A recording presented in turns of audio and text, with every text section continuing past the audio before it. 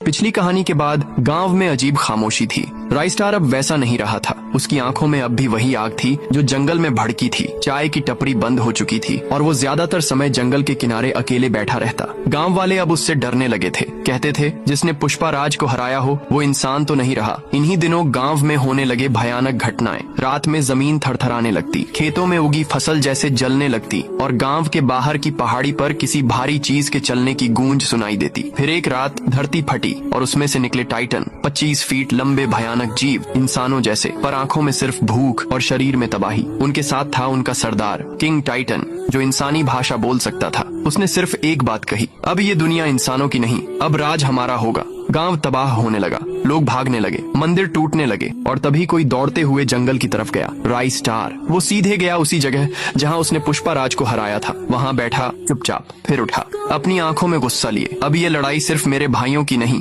ये लड़ाई पूरे गांव की है। वो गांव लौटता है, लेकिन अब उसके हाथ में कुल्हाड़ी है, वही जो उसने पुष्पा राज से ली थी। जंगल की मिट्टी से लिपटी पुरानी लेकिन भारी टाइटन गांव पर चढ़ाई करते हैं। राइस्टार अकेला खड़ा होता है गांव के दरवाजे पर। टाइटन दहाड़ता है, क्या करेगा अकेला? राइस्टार जवाब देता है, जंगल ने मुझे अकेला भेजा है, पर याद रखना जंगल कभी हारता नहीं। जंग शुरू होती है। राइस्टार छाया बनकर दौड़ता है। टाइटनों का खून गर्म है, लेकिन राइस्टार का बदला उससे ज्यादा गर्म। किंग टाइटन से आमना सामना होता है। वो कहता है, पुष्पा राज गया, अब तू भी जाएगा। राइस्टार बोलता है, मैं पुष्पा नहीं हूँ, मैं उसका अंत हूँ। भीषण लड़ाई होती है, पेड़ टूटते हैं, आग लगती है और जब धुआं छंटता है सिर्फ राइस्टार खड़ा होता है, खून से लथपथ पर जिंदा। किंग टाइटन वहीं पड़ा है, मरा हुआ। राइस्टार फिर गांव नहीं लौटता, वो जंगल के अंदर खो जाता है।